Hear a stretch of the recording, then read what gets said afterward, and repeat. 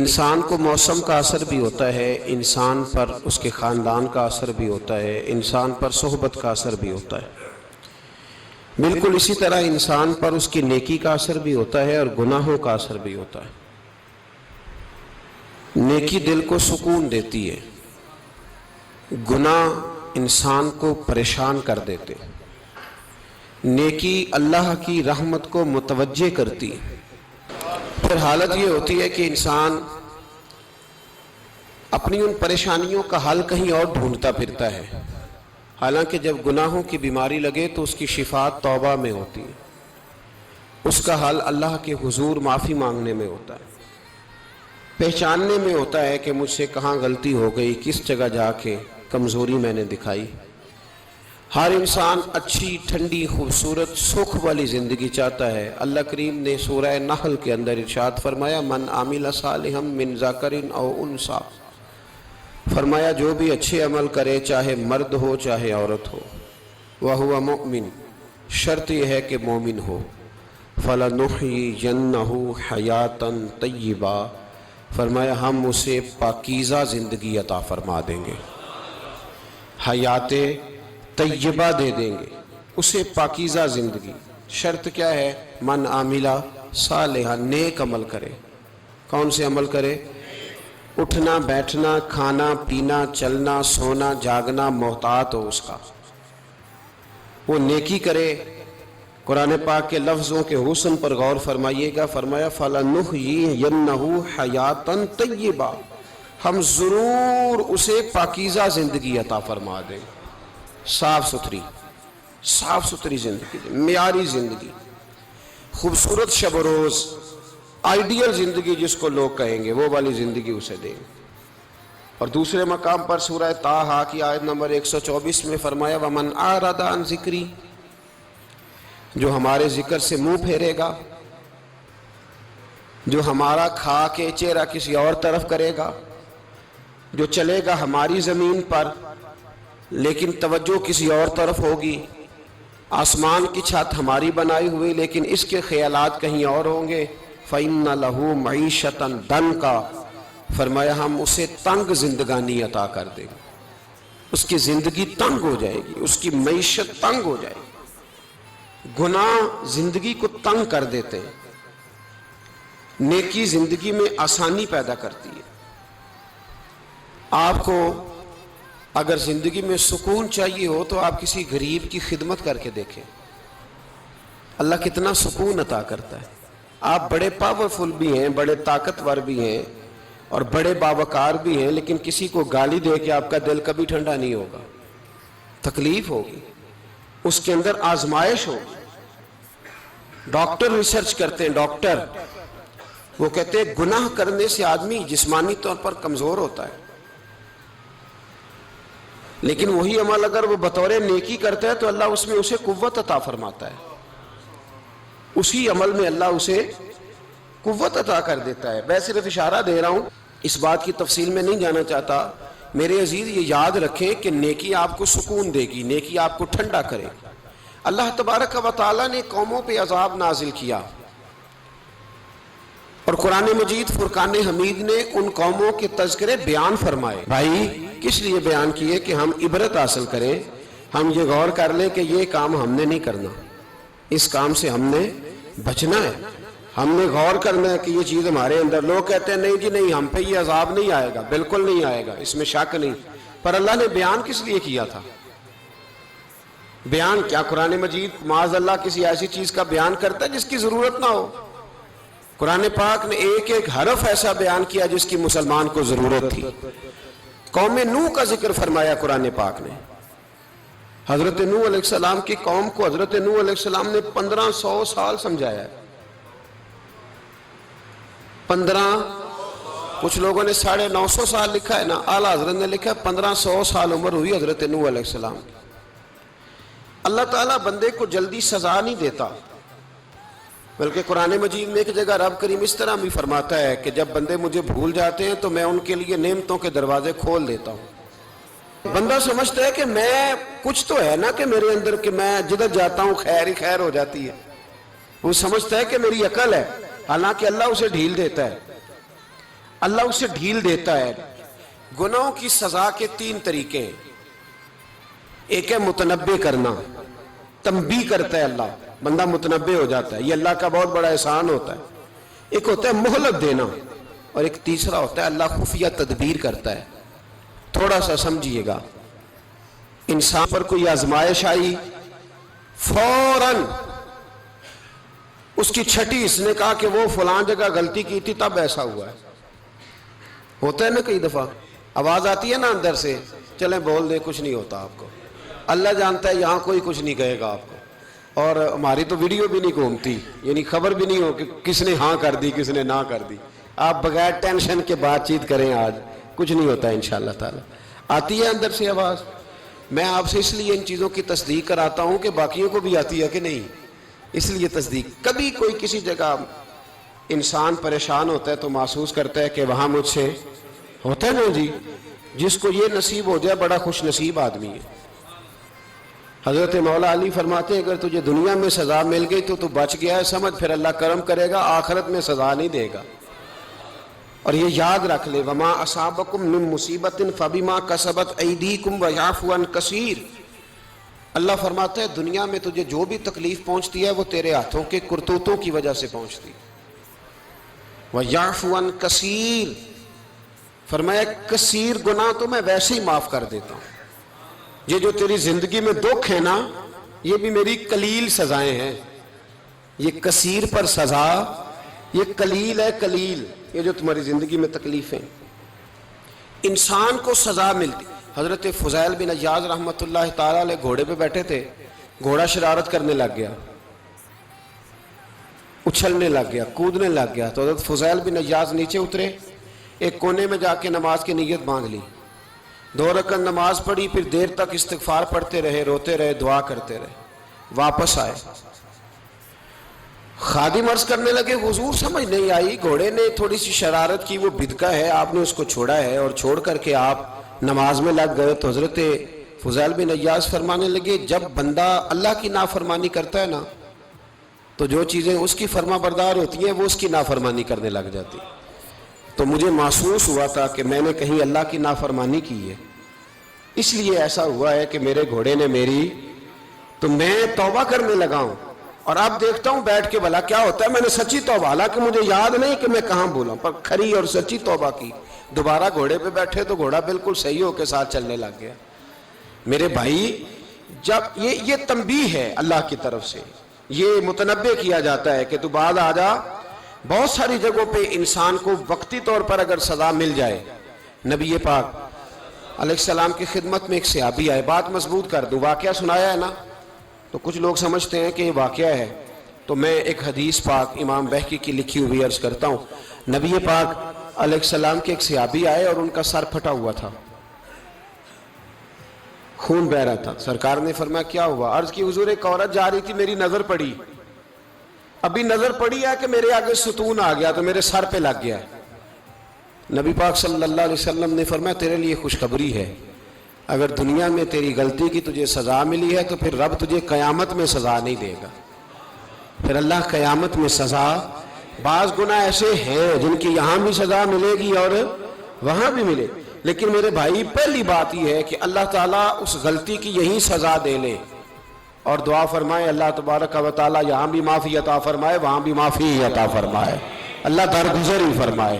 لیکن میرے بھائی ایک تو یہ سزا، ایک سزا یہ ہوتی ہے کہ انسان جب گناہ کرنے لگتا ہے تو اللہ نعمتوں کے دروازے کھولتا ہے، مہلت دیتا ہے. 500 سال تک فرعون کو مہلت دی. کتنے؟ یہاں جو 5 سال حکومت کر لیتا ہے وہ کہتا ہے سب سے قابل میں ہی ہوں، مجھے مہلت جو ملی ہوئی ہے. 500 سال مہلت دی اللہ تعالیٰ نے. اور فرعون کی قوم پر پتہ عذاب کس طرح کے آئے تھے؟ ٹڈیاں مسلط کر دی اللہ نے. یہ گھومتی نہیں چھوٹی سی، ہم اپنی زبان میں اس کو کچھ لوگ مختلف ناموں سے یاد کرتے ہیں، کوئی مکڑی کہتا ہے، کوئی کچھ کہتا ہے. مسلط کر دی، جاتی نہیں. ان پر بنی اسرائیل کے ان مقابل جو فرعون کی قوم تھی ان پر الزام اس طرح کا عذاب آیا کہ مینڈک مسلط کر دی اللہ تعالیٰ. برتن کھولتے تھے اندر مینڈک نکلتا تھا، دنیا کی ہر دوائی استعمال کرتے تھے لیکن مینڈک نکل آتا تھا. تھوڑا سا سمجھا کریں چیزوں کو. ہمارے رنگ نہیں زیادہ گورے کہ ہم پر عذاب نہیں آتا. کوئی بہت زیادہ اللہ تعالیٰ معاف فرمائے دولت نہیں جمع کرا بیٹھے شاہی خزانے میں کہ ہم سے پوچھا نہیں جائے گا. یہ مہلت ہے, مہلت کو مہلت سمجھو. پھر جب پکڑ آتی ہے نا اللہ کریم کی, میں نے دیکھا ہے کروڑوں روپیہ 6 اولادیں. ایک شخص کے بچے باہر سے آ رہے تھے, وہ بندہ بیمار تھا. مجھے کہنے لگا حضرت جی دعا کریں میں ان کے آنے سے پہلے مر جاؤں ورنہ آ کے مجھے مار دیں گے. دعا کریں. اتنی بے سکونی, کروڑوں روپیہ پڑا ہے تو یہ عذاب نہیں؟ کوئی ضروری ہے کہ پتھر ہی برسیں گے تو سمجھ آئے گی؟ یہ جو سگا بیٹا بوڑھے باپ کے قریب سے گزر جاتا ہے سلام نہیں لیتا تو اس کو عذاب نہیں سمجھتے؟ یہ جو امت کی بیٹیاں, امت کی بچیاں, ہماری بچیاں ایک سال کے اندر 75,000 ہزار بچی ایک ڈویژن سے بھاگ کے شادی کر رہی ہے, اور ایک صوبے سے. تو اس کو آپ اللہ کا عذاب نہیں سمجھتے؟ یہ معمولی بات ہے. نہیں ہمارے رنگ ہو رہے ہیں, ہم بڑے سمارٹ ہیں. 1500 سال مہلت دی نوح علیہ السلام کی قوم کو. کتنے سال؟ بول کے بتائیے, بول کے دوبارہ بولیے. 1500 سال. کوئی آدمی اپنی سمارٹنس پہ خوش نہ ہو جائے کہ 20 سال ہو گئے میں تو نافرمانی بھی کر رہا ہوں, روٹی بھی پک رہی ہے, میں تو حرام بھی کھا رہا ہوں, پھر بھی سب ٹھیک ہے.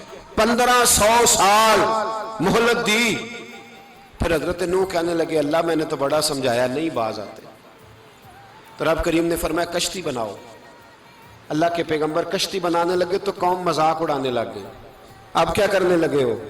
اب کشتی بنانے لگے ہو, خیر تو ہے, قوم مذاق اڑا رہی ہے. حضرت نوح علیہ السلام کا آپ نے کشتی بنائی, پانی کہاں سے نکلا؟ نہ بارشیں ہوئی نہ سیلاب آئے. ایک تندور تھا, اس کے اندر سے پانی نکلنا شروع ہو گیا. کبھی تندور سے بھی پانی نکلا ہے, پر جب نکالنے والا چاہتا ہے تو وہاں سے بھی ایک تندور سے پانی نکلا. اتنا نکلا, اتنا نکلا, اتنا نکلا کہ قوم ساری ڈوب گئی. قرآن مجید کے صفحات شہادت دیں گے کہ حضرت نوح کی قوم کا بچہ بہ گیا. بچے صرف وہ تھے جو حضرت نوح کے ساتھ ہو گئے, تباہ ہو گئی. اللہ بے نیاز ہے, بے نیاز. 1500 سال مہلت ملے اور تو پھر بھی کہے رب بڑا کریم ہے معاف کر دے گا. 1500 سال تجھے گنجائش دے اور تو کہے کوئی نہیں, بات معافی ملنی چاہیے ابھی بھی. میرے بھائی, حضرت صالح علیہ السلام کی قوم, حضرت صالح نے تبلیغ شروع کی تو کہنے لگے پہلے معجزہ دکھاؤ. جی آج تو نہیں نا لوگ معجزے مانگتے.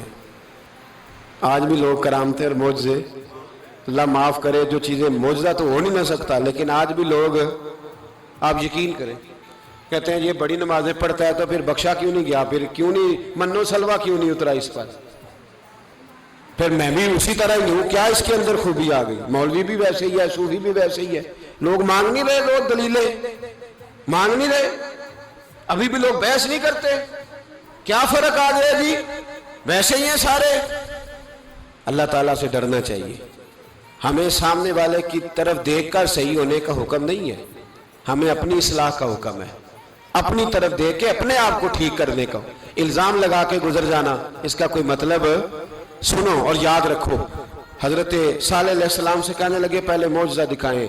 تو حضرت صالح علیہ السلام نے فرمایا اونٹ کہاں سے پیدا ہوتے ہیں؟ کہا اونٹنی کے بطن سے. فرمایا آؤ میں تمہیں پہاڑ کے اندر سے اونٹنی پیدا کر کے دکھاتا ہوں. کہاں سے؟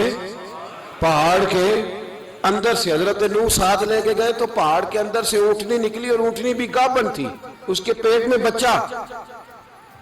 اور اونٹنی اتنا دودھ دیتی تھی کہ ساری بستی دودھ پی جاتی تھی, پھر بھی دودھ بچ جایا کرتا تھا. لیکن حضرت نوح علیہ السلام نے فرمایا اب تم نے دیکھ تو لیا یہ اسے, یہ جتنا دودھ دے گی روٹی بھی اتنی کھائے گی. ایک دن تم سارے پانی پیو گے, ایک دن یہ سارا پانی پیا کرے گی. ایک دن تم سارے باقی جانوروں کو گھاس کھلاؤ گے, ایک دن یہ اونٹنی. اور اونٹنی کا نام کیا؟ ناقۃ اللہ, اللہ کی اونٹنی. کس کی اونٹنی؟ نام کیا ہے؟ اللہ کی. یہ اللہ کی اونٹنی ہے. تو حضرت نوح علیہ السلام کی اونٹنی. فرمایا اس کی بے ادبی نہ کرنا. باز نہیں آئے لوگ, باز نہیں آئے. کہنے لگا جی دودھ دینا تو ٹھیک ہے پر یہ جو سارا پانی پی جاتی ہے نا یہ صحیح نہیں, یہ جو ساری گھاس کھا جاتی ہے یہ نہیں ٹھیک. دودھ دینا تو ٹھیک ہے پر یہ نہیں صحیح. آپ نے فرمایا اسے کچھ نہ کہنا, اللہ کی اونٹنی ہے. میں کہا کرتا ہوں ان لوگوں نے ناقۃ اللہ کی بے ادبی کی, حضرت نوح علیہ السلام کی اونٹنی کی ٹانگیں کاٹ دی, صالح علیہ السلام کی. اور دیکھو اللہ بڑا بے نیاز ہے, اگر پیدا کرنا جانتا ہے تو حفاظت کرنی نہیں جانتا. لیکن رب کریم نے فرمایا نہ کرنا. انہوں نے ان کے پیر کاٹ دیے, کانوں پہ چھریاں لگائیں. اونٹنی جب مر گئی, اونٹنی اللہ تبارک و تعالیٰ کی وہ اونٹنی جب مر گئی تو حضرت صالح علیہ السلام کی قوم پر رب کریم نے زلزلہ بھیجا. اذا زلزلت الارض زلزالہا, جب زلزلے آئیں گے اور جب ان کا زلزلہ آنا زلزلہ آتا ہے نا کیا کرتی ہے قوم؟ لا الہ الا اللہ, لا الہ الا اللہ, کلمے جاری ہو جاتے. بلکہ ایک دفعہ ایسا بھی ہوا کہ مسجدوں میں اعلان ہونے لگے زلزلہ آ رہا ہے. جو فجر کے لیے نہیں اٹھے زلزلے کے لیے وہ بھی اٹھ گئے. جن کا دعویٰ ہے نا میری سویرے آنکھ نہیں کھلتی, ان کی لگی نہیں کتنے گھنٹے, بعد میں بھی نہیں لگی. ٹی وی پہ اعلان ہوتے رہے کوئی نہیں آ رہا سو جاؤ چپ کر کے, لیکن آنکھ لگی. موت سے تو ڈرتا ہے, اللہ سے ڈرتا ہی نہیں. موت کا خوف ہے رب کا نہیں. زلزلہ آیا ساری قوم تباہ ہو گئی. بتاؤ اگر ناقت اللہ کی گستاخی ہو تو اللہ ناراض ہو جاتا ہے, اور اگر اولیاء اللہ کی ہو, اگر اولیاء اللہ کی ہو تو رب ناراض نہیں ہوتا. شرم نہیں آتی لوگوں کو داتا صاحب کی بے ادبی کرتے, شرم نہیں آتی لوگوں کو غوث اعظم کی گستاخی کرتے, حیا نہیں آتی جنہوں نے دین پھیلایا ان کی بے ادبی. میں درد سے کہتا ہوں, رو کے کہتا ہوں, اور اگر کلیجہ پھٹ سکے تو میں دکھاؤں زخم کتنے. ایک حج کے موقع پر ایک بابا جی, اس سال 4,80,000 روپے کا پرائیویٹ حج تھا, اور بابا جی کی کیفیت کمزور تھی, بیچارے بیمار تھے. اس کے باوجود وہ گئے. بوڑھے آدمی, جا کے بیٹھیے, بزرگ, اور کتنی مشکل ہے وہاں منا, مزدلفہ, عرفات, طواف زیارت, کتنا مشکل کام ہے طواف زیارت کرنا, طواف وداع کرنا. کس کٹھن سے حج کیا, بڑھاپے میں پیسے بھی لگائے. اور جب وہ روضہ رسول پہ گئے صلی اللہ اور انہوں نے جا کے نبی پاک صلی اللہ علیہ وسلم کے روضے کی طرف منہ کر کے درود شریف پڑھا تو ایک ملا نے اٹھ کے کہہ دیا تو مشرک ہے. تو میری روح کانپی. میں نے کہا تجھے شرم نہیں آئی, حیا نہیں آئی؟ اس کی عمر دیکھ, کس بڑھاپے میں کہاں سے چلا کہاں آیا. یہ مشرک ہوتا تو کسی مندر میں جاتا, یہ مشرک ہوتا تو کسی گرجے میں جاتا. یہ مشرک نہیں, یہ مومن ہے. اور یہ وہ والا مومن ہے جس کے سینے میں دل جب دھڑکتا ہے تو خالی دھڑکتا نہیں, ساتھ وہ محمد عربی پہ درود و سلام بھی پڑھتا ہے. شرم نہیں آتی لوگوں کو, اتنی بڑی گستاخی کرتے. جو روضہ رسول پہ آیا مشرک ہے. میں نے تو ایک مولوی کو صاف صاف کہا تھا, میں نے کہا اگر میں مشرک ہوں تو نکالو, مشرک کا داخلہ تو یہاں ویسے ہی منع ہے. شرم نہیں آتی, اپنی زبان کا ایک پاس کرو کچھ. اتنا ظلم, اتنی بڑی فرقہ واریت امت میں, اتنا امت کو تقسیم کرتے ہو, تمہیں شرم نہیں آتی؟ جہاں سے اتحاد کا پیغام دینا چاہیے وہاں سے تم لوگوں کو فرقے کا پیغام دیتے ہو, ایک مقصود فرقے کی تبلیغ کرتے ہو. خدا رہا تو میں کہہ رہا ہوں ناقت اللہ کی بے ادبی پہ عذاب آتا ہے, تو اولیاء اللہ کی بے ادبی پہ نہیں آتا. داتا صاحب ساری زندگی تبلیغ کرتے رہے, ایک آدمی نے اٹھ کے کہہ دیا جناب وہ تو شرک کا اڈا ہے, تو رب کریم ناراض نہیں ہوتا ان باتوں سے. ہمیں خیال کرنا چاہیے, اللہ سے ڈرنا چاہیے. ان چیزوں سے عذاب آتا ہے اور آ رہا ہے. اللہ تعالی ہمیں محفوظ فرمائے. اللہ ہمیں اس سے, قوم لوط پہ بھی عذاب آیا. ہم جنس پرستی, مرد مردوں سے بدکاری کرتے. حضرت نوح نے سمجھایا کہ یہ کام درست فطرت کے خلاف ہے, یہ کام درست نہیں. جب انسان یہ کام کرتا ہے تو زمین اور آسمان کانپتے ہیں. اب میں کیسے کھول کے بتاؤں, میرے پاس اعداد و شمار ہیں کہ پاکستان کے اندر اس کام کی کیفیت کیا ہے اور کس طرح کر کے لوگ, میں تو رونا روتا رہتا ہوں داڑھی کا. لوگ کئی دفعہ کہتے ہیں حضرت صاحب پہلے بھی آئے تھے تو داڑھی کی بات, پھر بھی آئے تو داڑھی کی بات. تو میں رونا روتا ہوں, اس لیے روتا ہوں کہ جو کلین شیو نوجوان ہوتا ہے وہ امرد کے حکم میں ہے, اس پر وہی حکم لگتا ہے جو عورت پہ لگتا ہے. اس کے ساتھ مرد کا اٹھنا بیٹھنا اسی طرح ناجائز ہے جس طرح عورت کے ساتھ. حضرت جنید بغدادی رحمت اللہ تعالیٰ علیہ کے سامنے ایک شخص نے کہا وہ کتنا خوبصورت نوجوان جا رہا ہے، تو آپ فرمانے لگے تو حافظ قرآن نہیں؟ کہا ہاں۔ فرمانے لگے جا اپنے حفظ کی خیر بنا۔ وہ شخص کہتا ہے میں نے اس بغیر داڑھی والے کلین شیو نوجوان کو بری نظر سے دیکھا، مجھے قرآن پاک ہی بھول گیا، سارا قرآن پاک بھول گیا۔ اور کتنے سال میں دعائیں کرتا رہا، بیت اللہ کے طواف کرتا رہا، میں یاد بھی کرتا تو نہیں ہوتا۔ کیسے اب تو ہمارا نعت کہاں بیوٹی پارلر سے ہو کے آتا ہے، ہم کسی اور کو کیا پیغام دیں؟ وہ پیغام، وہ نظام، وہ طریقہ کار جس کا حکم تھا شریعت میں، قوم لوط پر عذاب آیا۔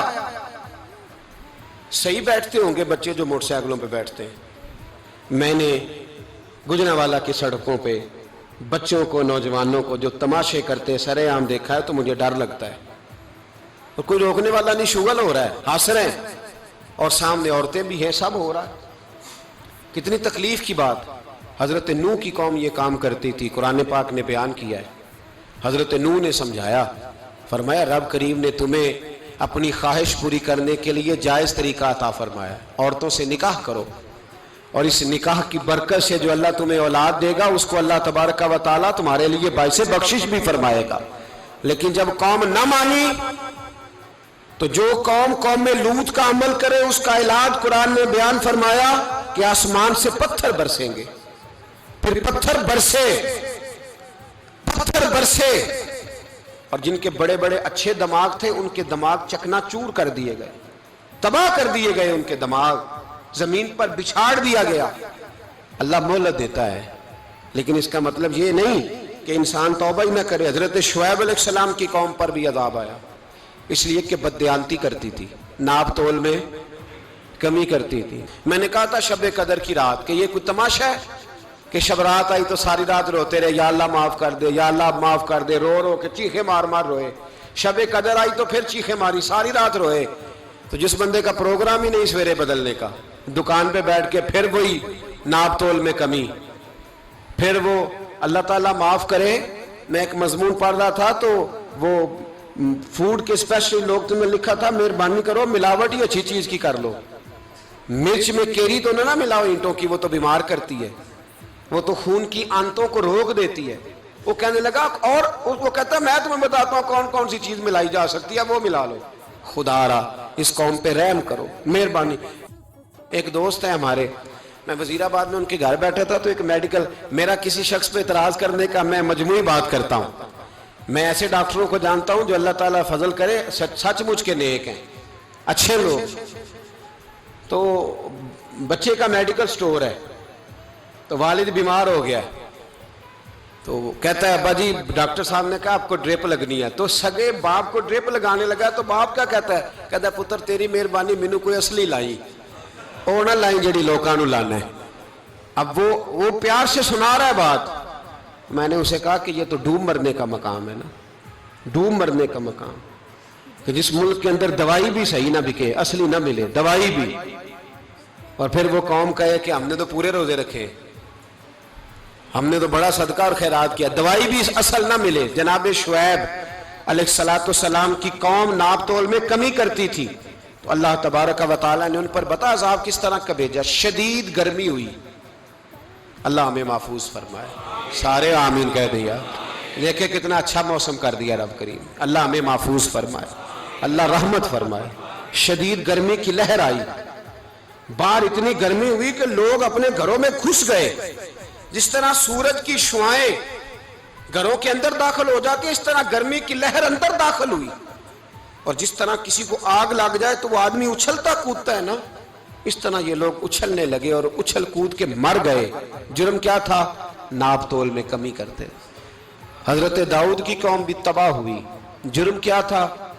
ہفتے والے دن مچھلیاں نہیں پکڑنی تو یہ پکڑتے تھے۔ حکم ہے نا مسلمان کو نماز کے ٹائم کوئی اور کام نہیں کرنا، نماز پڑھنی ہے۔ میرا خیال ہے مسلمان تو فٹافٹ آ جاتے ہیں، سارے ہی پہنچ جاتے ہیں نا مسجدوں میں۔ ہلکا ہلکا بول رہے ہیں آپ، کیوں نہیں پہنچتے؟ اگر حضرت سیدنا، اور پتہ انہیں سزا کیا ملی؟ اللہ نے فرمایا اس ٹائم عبادت کرنی ہے، کام نہیں کرنا، وقت نہیں ہے کام کا۔ انہوں نے مچھلیاں پکڑی، 12,000 لوگ تھے، پتہ ہے مالک نے سزا کیا دی؟ بندر بنا دیا اللہ کریم۔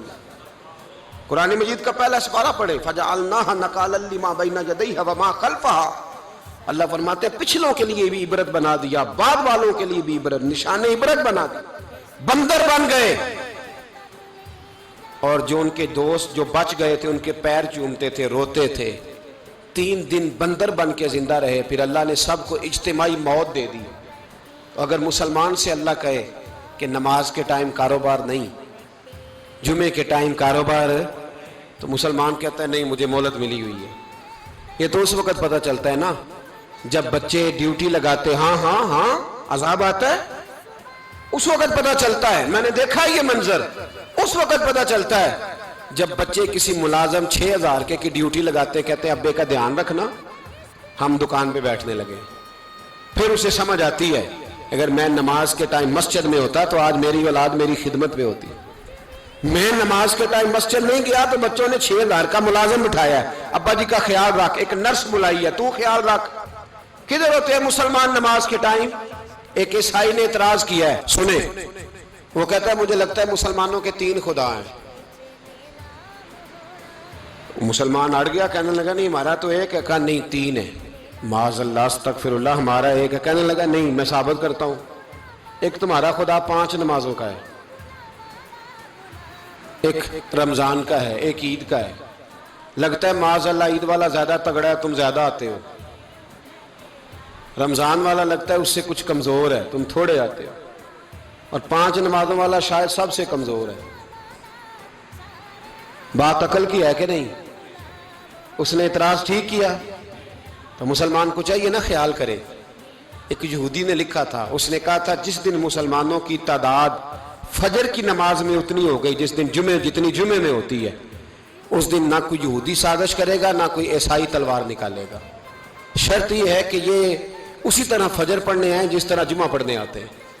تو پھر کوئی شخص بھی ان کو کسی جگہ شکست دے سکتا تو ہمارے گناہ ہمیں پریشان کرتے ہیں. یہ جتنی آزمائشیں ہیں ان کے پس منظر میں گناہ ہیں. ہماری زندگی کے اندر جتنی تکلیفیں، ہماری پریشانیوں کا سبب ہم خود ہیں. بہت ساری جگہوں پہ ہم غلطی کرتے ہیں، اس کی ہمیں سزا ملتی. غلطی کی سزا. ایک نوجوان نے مجھے بڑی گہری بات سنائی، میرا قریبی تعلق تھا. کہنے لگا گھر میں بڑا مسئلہ ہے، بڑی پریشانی ہے، ماں اور بیوی کا ماحول اتنا سخت ہو گیا ہے کہ نمٹ نہیں سکتا. آپ یقین کریں میں نے ڈیٹیل سے ساری چیز کو سٹڈی کیا، میرے پاس اتنا وقت نہیں ہوتا، پھر بھی میں نے اس فیملی کو پورا پڑھا تو غلطی نوجوان کی نکلی. نہ اس پہ اماں اعتبار کرتی ہے نہ بیوی اعتبار کرتی ہے. اس نے جھوٹ بول بول کے اس طرح کی ماحول پیدا کر دیا ہے کہ کوئی اس پر اعتماد کرنے کو تیار. اگر آپ ناراض نہ ہو تو ایک بات کروں، پتہ ہے گھر میں ماحول کب خراب ہوتا ہے؟ باہر والے ہماری تقریر سنتے ہیں، گھر والے ہمارا عمل دیکھتے ہیں. جب وہ دیکھتے ہیں نا کہ یہ کس طرح کا شخص ہے، اس کے رویے، اس کا کردار، اس کا لب و لہجہ کتنا برا ہے اور یہ کردار کا کتنا کمزور ہے. اعلیٰ حضرت فرمایا کرتے تھے نیک وہ ہوتا ہے جس کی تنہائی صاف ستھری ہوتی ہے. اس لیے ماحول بگڑ جاتا ہے. یہ جو ہم کہتے ہیں نا میرے سجن بڑے بنتے ہیں پھر ٹوٹ جاتے ہیں، کچھ لوگ ایسے ہوتے ہیں جو ان کے پاس جاتا ہے انہی کا ہو جاتا ہے. وہ کہیں اور کے قابل کیوں بھلا؟ اس لیے کہ ان کے کردار میں ٹھنڈک دیکھتا ہے، ان کے لب و لہجے میں مٹھاس دیکھتا ہے، اس شخص میں اتنی خوبصورتی دیکھتا ہے کہ اسی کا بن جاتا ہے. حضرت ابراہیم بن ادم کے پاس ایک نوجوان آیا، کہنے لگا میں گناہ کرنا چاہتا ہوں. فرمانے لگا بالکل کر، اللہ کا دیا ہوا رزق کھانا چھوڑ دے اور گناہ کر. کہنے لگا یہ نہیں ہو سکتا. فرمانے لگے چل پھر اس طرح کر، رب کی زمین پہ نہ رہ، کسی اور کی زمین پہ چلا جا. کہنے لگا یہ بھی نہیں ہو سکتا. فرمانے لگے چل اللہ کی چھت سے نکل جا. کہنے لگا یہ بھی نہیں ہو سکتا. تو آپ رو پڑے. فرمانے لگے پھر جناب اسرائیل جب آئیں تو ان سے کہنا مجھے 2-3 سال کی مہلت دے دے، پچھلی میری گناہوں میں گزر گئی، میں ذرا 3 سال عبادت کر لوں. تو وہ شخص بھی رونے لگا. کہنے لگا حضور وہ مہلت نہیں دیتے، وہ جب لینے آتے ہیں تو پھر لے کے اللہ تعالیٰ نے جب انسان بنانا چاہا نا تو جناب جبریل کو کہا مٹی لے کے آ زمین سے. حضرت جبریل نے مٹی پہ ہاتھ ڈالا تو باقی کی مٹی رونے لگ گئی، اسے جدا نہ کر.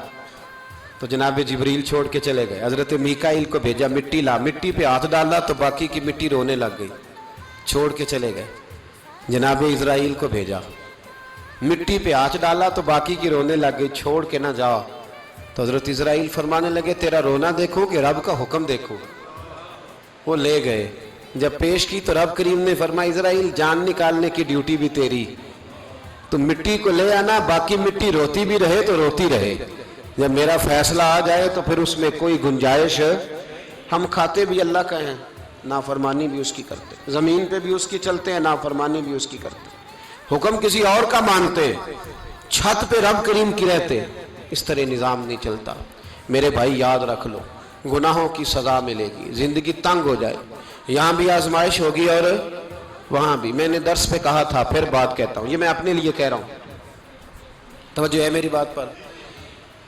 دعا فرمایا کرے کہ جو کچھ ہم نظر آتے ہیں اللہ ہمیں ویسا بننے کی توفیق بھی عطا فرما۔ اللہ ویسا بننے کی، یہ مشکل معاملہ ہے، مشکل۔ دیکھیں نا ایک آدمی سیاستدان ہے، اس نے بڑے اچھے نعرے لگائے، انقلاب آ جائے گا، میں غریب کا بھلا کر دوں گا، میں یتیموں کے سر پہ ہاتھ رکھوں گا، میں مجبوروں کی مدد کروں گا، میں دکھیوں کی مدد کروں گا، مزدوروں کو۔ اس نے اچھے اچھے نعرے سکھائے، اچھا اس نے پیغام دیا، اندر اس کے یہ تھا کہ اقتدار ملے گا تو مرضی کروں گا۔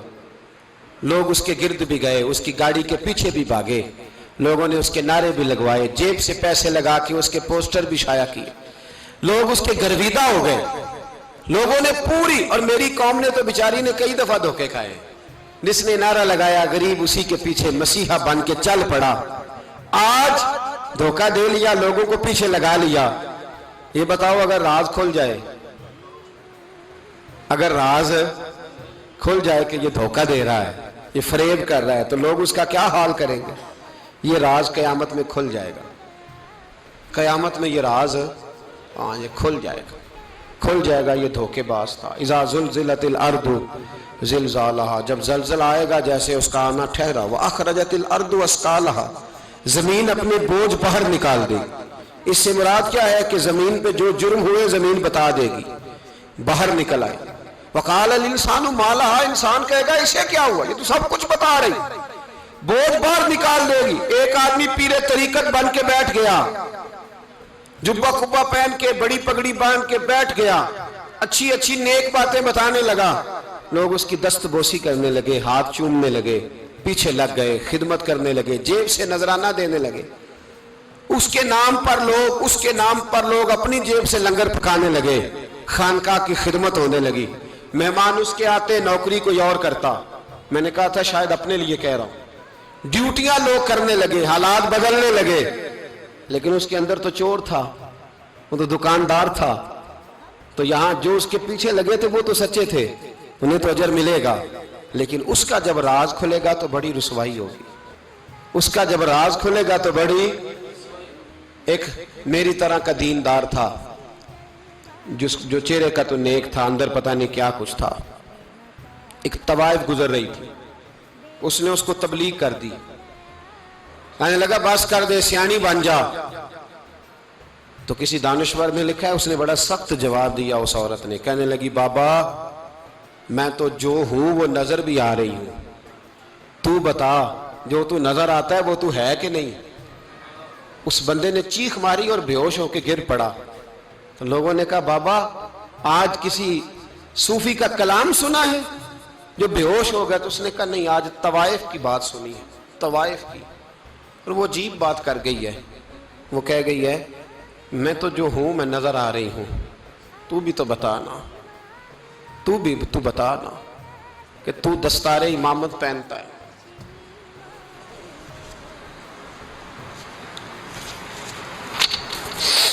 تو بتا تو جو کہلاتا ہے تو وہ ہے کہ نہیں۔ یہ وقال الانسان ما لہا، یہ راز قیامت میں کھلے گا۔ ہم جو کچھ بتا رہے ہیں نا اپنی زبانوں سے، ہمیں اپنے گناہوں کا احساس ہونا چاہیے۔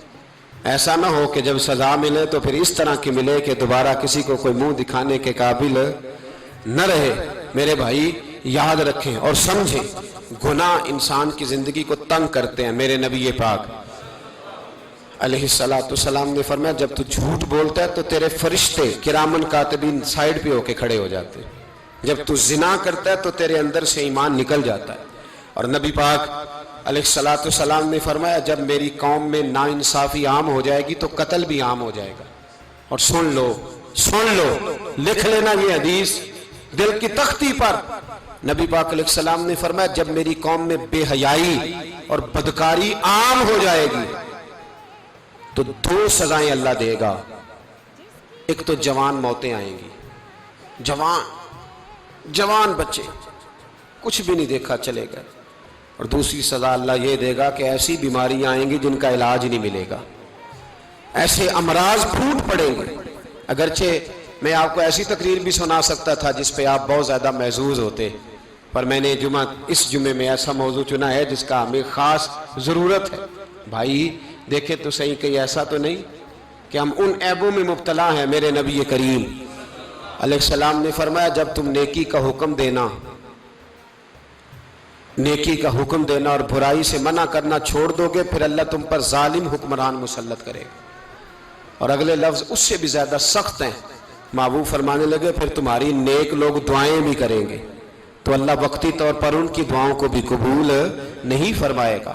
اس لیے کہ تم لوگوں نے نیکی کا حکم دینا اور بھلائی سے روکنا چھوڑ دیا. عزیزو یاد رکھو جب گناہ عام ہوتے تو پھر حالات بدلتے اور لوگوں کو سزا ملتی ہے ان کے گناہوں کی. بلکہ یہاں تک لکھا ہے کہ نیت خراب ہو تو سزا شروع ہو جاتی. کیا خراب ہو بولیے گا, نیت بھی خراب ہو تو سزا. حضرت رومی کہتے ہیں کہ ایک بادشاہ کو پتہ چل گیا کہ ایک آدمی نے بڑا اچھا باغ لگایا ہے, خوبصورت باغ ہے, مالٹے کا کنوں کا باغ بڑا پیارا. بادشاہ نے کہا ذرا جا کے دیکھتا ہوں. بادشاہ سلامت باغ دیکھنے آئے تو اب وہ مزدور آدمی تھا, عام آدمی تھا جس نے باغ لگایا, کسان تھا. اس کو کہا کہ چند کنوں توڑ کے لایا تو بڑے پیارے لگے.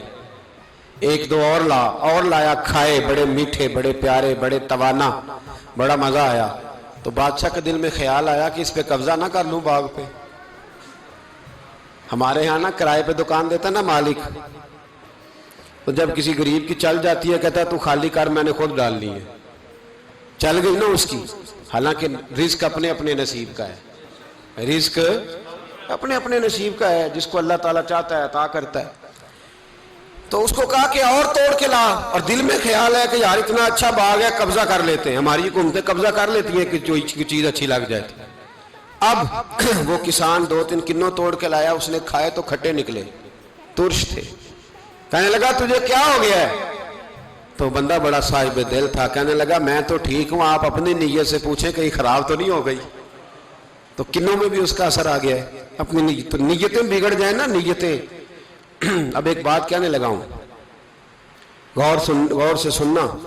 جب تک 2 بھائی اکٹھے کاروبار کرتے ہیں نیت ہوتی ہے کہ ہمارا گھر چلے گا, تب تک اللہ برکت دیتا ہے.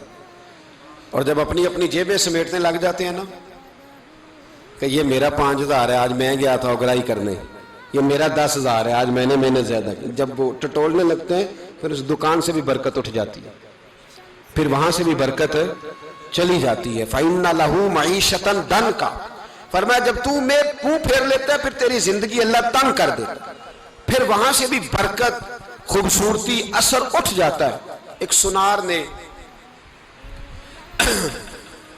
گلی میں ایک یتیم چھوٹے سے بچے کو گھومتے دیکھا تو سنار بے اولاد تھا, بچے کو اٹھا کے گھر لے آیا. 18 سال اس بچے کی پرورش کی, اس کو پالا پوسا, جوان کیا. سنار کے پاس وہ دکان پہ چلا جاتا, وہ کئی دفعہ دکان پہ رہتا, کئی دفعہ گھر میں رہتا. ایک دفعہ وہ دکان پہ تھا, بچہ گھر تھا, 18 سال کا جوان. اس کی بیوی اکیلی تھی. وہ جس نے ماں بن کے پالا تھا اس نے اسی پہ حملہ کر دیا, اس کا بازو بری نیت سے تھاما. بیوی چیخی, تھوڑی دیر گزری تو وہ نوجوان پیروں میں بیٹھ گیا, کہنے لگا اماں پتہ نہیں مجھے کیا ہوا.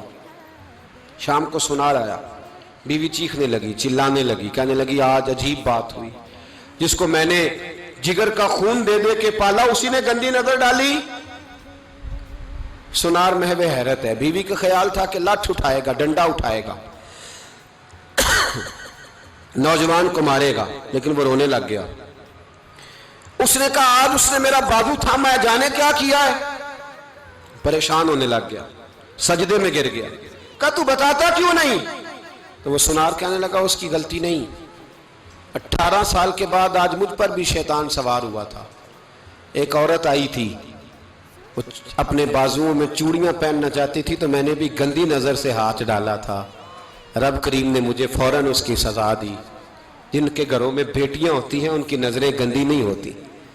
जो बेटियों के बाप होते हैं, जो बहनों के भाई होते हैं, उनकी नज़रें गंदी। और अगर तू टेलीफोन करता है, तू किसी औरत के साथ ताल्लुक रखता है, तो ये बात लिख ले, इमाम फखरुद्दीन राजी 1, अल्लामा इस्माइल हकी 2, मुल्ला जलालुद्दीन रूमी 3, इमाम खाजन 4, इमाम जलालुद्दीन सुयूती 5 हदीस के उस्ताद और मुहद्दिस लिखते हैं कि अगर तू किसी पर गंदी नजर डालेगा तो तेरा घर बच सकता, याद रख, नहीं बचेगा। इसलिए कि तेरी नजर किसी की बेटी को बेटी समझ, ताकि तेरी बच्ची का पर्दा कायम रहे। किसी की बहन को, ये क्या बात हुई कि तू जितना मर्जी गंद मुआशरे में फैलाता रहे, तेरा घर बचा रहे, ये कैसे हो सकता है? फ़इन्ना लहू मईशतन दंका, अल्लाह फरमाते हैं जिंदगी तंग हो जाएगी तेरे लिए मुश्किल। तू ढूंढता फिरेगा कि मैं मरने को जगह तलाश करूं।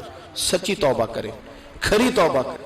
ये गुनाह इंसान को मजबूर कर देते हैं। हजरत अब्दुल्ला बिन मुबारक रहमतुल्लाह ताला अलैह, उनके सैकड़ों शागिर्द थे। एक शागिर्द के इंतकाल का वक्त आया तो घर गए मिलने। आप कहते हैं मैंने जोर लगा लिया पर उसकी जुबान पर कलमा जारी नहीं हुआ। मैं उसे कहता कलमा पढ़, पर उसकी जुबान पर जारी। अल्लाह अकबर, बहुत बड़ी नेमत है। दुआ फरमाए अल्लाह ईमान की मौत अता फरमाए, ईमान की मौत दे, अल्लाह करे ईमान की मौत दे। ऐसे भी लोग देखे हैं, मस्जिद नबवी है, रसूलुल्लाह का शहर है, सर सजदे में है, रूह परवाज कर गई। रूह पर कितना नसीबों वाला है, कितना नसीबों वाला कि मस्जिद नबवी में सर सजदे में रखा है और अल्लाह तबारक व तआला ने महबूब के कदमों में मौत अता फरमाई। तो हज़रत अब्दुल्ला बिन मुबारक कहते हैं मैंने उसको कहा कलमा पढ़, तो उसकी जुबान पे जारी नहीं होता। मैं बार बार कहता तो वो मिन्नत करता, कहता हुजूर मैं कोशिश करता हूं, जारी नहीं होता। फरमाते मैं परेशान होकर उठा, अभी मैं दरवाजे पे पहुंचा था, उसने चीख मारी और रूह परवाज कर गई। बच्चे रोने लगे, बीवी रोने लगी। तो मैंने उसकी बीवी से कहा कि ये जुर्म क्या करता था, इतना बड़ा पापी पे कलमा जारी नहीं हुआ। उसकी जोजा कहने लगी हजरत जी 2 गुनाह थे इसके। एक तो ये शराब का आदी था, रोकती थी बाज नहीं आता था, और दूसरी बात यह कि ये अपनी अम्मा का नाफरमान था। वो 2 गलियां छोड़ के रहती है, ये कभी मिलने नहीं गया था। उस बूढ़ी का कलेजा इसकी तरफ से बड़ी तकलीफ में था। तो हजरत अब्दुल्ला बिन मुबारक कहने लगे जा तू भी दुआ कर और उसकी माँ को भी कह दुआ करे कि यहाँ तो ये कलमा नहीं इसे नसीब हुआ, अल्लाह करे अल्लाह आखिरत की मंजिलें इसकी बेहतर फरमा दे। मेरे भाई ऐसे गुनाह हजरत मालिक बिन दिनार ने तौबा की उन्होंने। किस तरह? फरमाते मैं नशे का आदी था, किसी ने मुझे कहा कि बतौर दवाई शराब पी लो, तो मैंने पी ली। नशे का आदी था, शराब पीता था। अल्लाह ताला ने बड़ी मन्नतों और कोशिशों के बाद, मिन्नतों के बाद एक बेटी अता फरमाई। वो भी 2.5-3 साल की हुई तो पर्दा कर गई। कहते मैं उसकी कब्र पे बैठ के घंटों रोता, शराब का आदी था। एक दिन सोया तो ख्वाब देखता हूँ कि मेरे पीछे एक बड़ा सांप लग गया, और सांप जब मुंह खोलता है तो अंगारा निकलता है।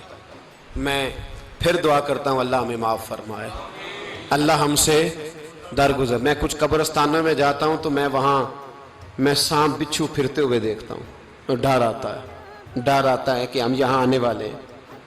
ये लोग कह रहे हैं कि तुम्हारी तैयारी है, किसी वक्त भी ऐलान हो जाएगा कि चलो भाई चलो फलां साहब का जनाजा है, उठो। लोग कहते हैं जल्दी करो, और एक कोने में एक शख्स ये भी कहता है कि देख भी रख लो, मेहमान बड़े जमा हो गए। और एक कोने में लोग ये भी कहते हैं कि बर्फ़ ठंडी ले आओ, लोगों ने पानी भी पीना। पहले ऐलान होता है कि फलां फौत हो गया, फिर ऐलान होता है जनाजे का टाइम हो गया, फिर ऐलान होता है जनाजा उठाया जाएगा, और फिर बात ख़त्म हो जाती है। फिर कुल्लु मन अलैहा फ़ान, फिर कोई नहीं पूछने आता, ख़त्म हो गए, किस्सा ही ख़त्म हो गया। उन लोगों की कहानी मिट गई, ख़त्म हो गए। बड़े बड़े कद कुला, कोई पूछने वाला नहीं। मौत का राज है मौत का राज। मौत राज करती है बस, और किसी का राज नहीं। वो राज करती है, जिधर जाती है उसी का राज है, राज कर रही है। तो हजरत मालिक बिन दिनार کہتے ہیں قبرستان میں میں نے دیکھا، میں خواب دیکھتا ہوں، بڑا اژدہا، اس کے منہ کے اندر آگ میرا پیچھا کر رہا ہے۔ کہتے ہیں میں خواب دیکھ رہا ہوں، میں دوڑا، لیکن وہ اژدہا جب میں دوڑا تو میرے آگے آ کے کھڑا ہو گیا۔ میں مشرق کو دوڑا تو وہاں بھی آ گیا، مغرب کو دوڑا تو وہاں بھی آ گیا۔ جناب مالک بن دینار کہتے ہیں ایک بوڑھا شخص کمزور مجھے بچانے آیا، پر اس اژدہا نے پھونک ماری تو وہ بوڑھا آدمی دور جا گرا۔ کہتے میں چیختا تھا، چلاتا تھا، ایک پہاڑی پہ میں بھاگا گیا تو وہاں مجھے میری بیٹی ملی، مجھے فوت ہو گئی۔ وہ اس اژدہے کے آگے اس نے یوں ہاتھ کیا تو اژدہا پیچھے بھاگ گیا۔ میں نے بیٹی کو گود میں اٹھایا، میں نے کہا بیٹی یہ کون تھا؟ کہنے لگی ابا یہ تیرا برا عمل تھا، یہ تیرا برا عمل تھا، کہ تجھے کھا جاتا اگر میں نہ ہوتی۔ تو کہا یہ بوڑھا جو مجھے بچانے آیا یہ کون تھا؟ کہا یہ تیرا اچھا عمل تھا، پر کمزور بڑا تھا، تھوڑا تھا، یہ تیرے برے عمل کا مقابلہ کرنے کی ہمت نہیں رکھتا تھا۔ حضرت مالک بن دینار کہتے ہیں میری بیٹی نے خواب میں میری داڑھی پکڑ لی اور کہنے لگی ابا میں چاہتی ہوں تو صحیح ہو جا، ایسا نہ ہو کہ پھر تیرے پیچھے یہ اژدہا لگ جائے۔ حضرت مالک بن دینار کہتے ہیں جب میں سو کے اٹھا تو میری داڑھی آنسوؤں سے بھری ہوئی تھی، پھر اس کے بعد میں نے توبہ کی، اس طرح کی توبہ کی کہ پھر میں نے کوشش کی کہ دوبارہ میں اپنے رب کی نافرمانی نہ کروں۔ حضرت عبداللہ ابن عباس فرماتے تھے جو دنیا میں ہنس ہنس کے گناہ کرتے ہیں نا، ہنس ہنس کے جھوٹ ہنس ہنس کے بولتے ہیں، ہنس ہنس کے لوگوں کی غیبت کرتے ہیں، فرمایا یہ جو تمہیں ہنس ہنس کے گناہ کرتے نظر آتے ہیں ان کا رونا قیامت میں دیکھا نہیں جائے گا، ان کے آنسو قیامت میں دیکھے نہیں جائے۔ جو ہنس ہنس کے گناہ کرتے یہ روئیں گے، فَلْيَضْحَكُوا قَلِيلًا وَلْيَبْكُوا كَثِيرًا۔ رب فرماتا ہے زیادہ رویا کرو، کم ہنسا کرو۔ نبی پاک علیہ السلام روتے تو صحابہ کہتے حضور آپ اتنا کیوں روتے ہیں؟ تو محبوب فرماتے جو میں جانتا ہوں وہ تم نہیں جانتے۔ بھائیو قبروں میں اکیلے جانا ہے، کبھی غور کرنا، اکیلے کوئی بندہ ساتھ حساب دینے نہیں جائے گا۔ اماں بڑا پیار کرتی ہے لیکن قبر میں کبھی کوئی ماں بھی ساتھ دفن نہیں ہوتی، اپنا اپنا حساب دینا، مشکل وقت ہے، حساب کر لینا چاہیے، تیاری کر کے رکھنی چاہیے۔ گناہ اگر یہاں ہماری زندگی کو تنگ کریں گے تو وہاں بھی ہمارے لیے مشکلات پیدا کریں۔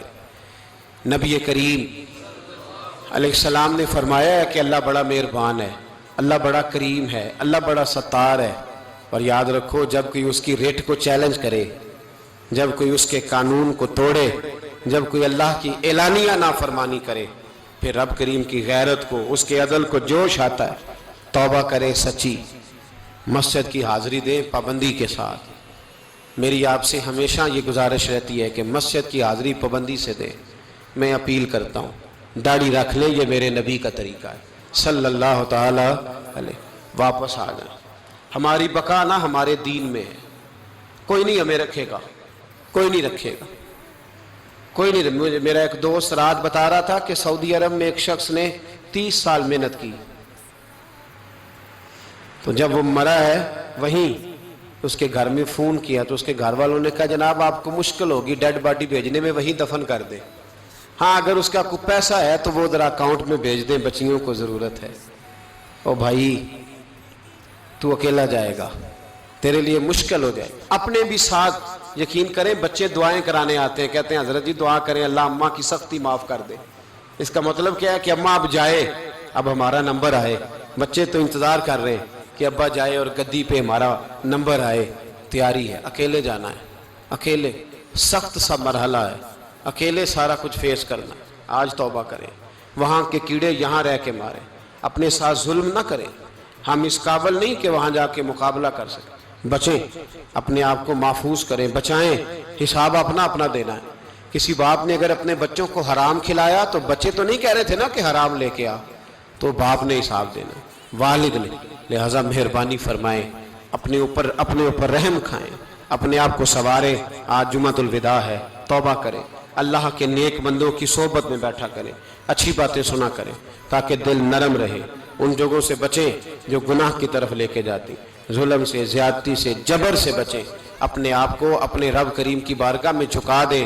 ہمارا کہیں اور گزارا نہیں، کوئی نہیں ہمیں پوچھے گا۔ اقبال رو پڑے آخری عمر میں، رو پڑے اور اللہ کی بارگاہ میں عرض کرنے لگے نہ جہاں میں کہیں بھی امان ملی، جو امان ملی تو کہاں ملی، میرے جرم خانہ خراب تیرے عفو بندہ نواز میں، پناہ صرف اللہ رسول کی بارگاہ میں، باقی کوئی پناہ دینے کو تیار نہیں ہے۔ دعا کرتا ہوں اللہ کی بارگاہ میں اللہ ہمیں سچی توبہ کی توفیق عطا فرمائے۔ آخر دعوانا ان الحمدللہ۔